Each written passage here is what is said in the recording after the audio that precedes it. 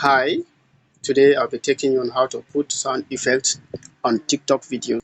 First thing, scroll through your phone to identify where the app is. Tap to open, then click on the plus icon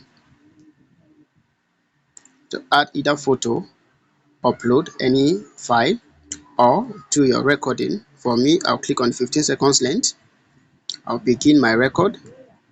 Then after a few seconds, I'll click on the check icon to stop it. Now click on the edit icon at the top right side of the bars, then click your sound effect. Here we have a lot of sound effects which are in categories. For me, let's say I want to add human voice. These are the human voices. Then you tap to listen to each of them, and once you're satisfied with any, you click use. It will be added at the beginning of the video. You can move it to anywhere.